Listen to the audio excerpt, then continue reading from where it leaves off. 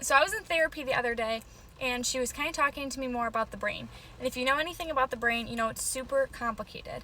But I learned some cool fact that I kind of want to share with you, and I think it'll help you maybe combat those negative thoughts because it's helped me. So there's a part in your brain called the amygdala, and it basically responds to stress. It's really important. It's your fight or flight. It does a lot of different stuff, but it responds to stress, and it sends out these signals to your entire body that there's something wrong, or that you're in a stressful situation, you need to do something, it's an emergency, etc. And then we also have the frontal lobe, which is a super important part of the brain because it basically holds your intelligence, your thoughts, makes decisions. It's got a lot of different functions. But today I want to focus on its thoughts, okay? So your frontal lobe has these thoughts, and your amygdala gets these signals from your frontal lobe.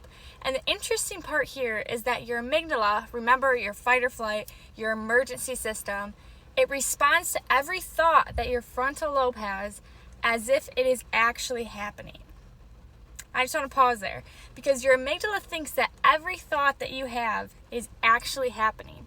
And not only does it think that, but it's sending these signals out to your body that these thoughts are actually happening. So when you have a negative thought or a toxic thought or maybe a fear that you keep replaying in your head, your amygdala actually thinks that's happening. And that can cause so much anxiety, as you know, and that's a big, major cause of anxiety.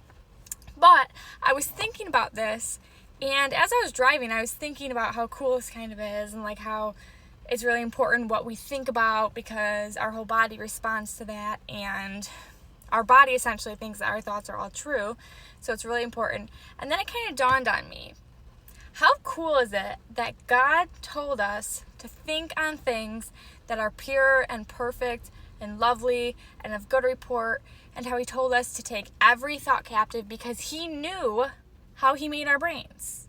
He knew that when we had a thought, our brain thought it was real, and our body was going to respond to it as if it was real. And he's telling us, think on good things. Think on positive things. Think on life-changing and hopeful things.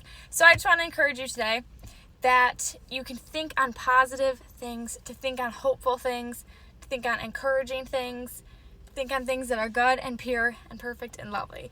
And also that when God made us, he knew exactly what he was doing.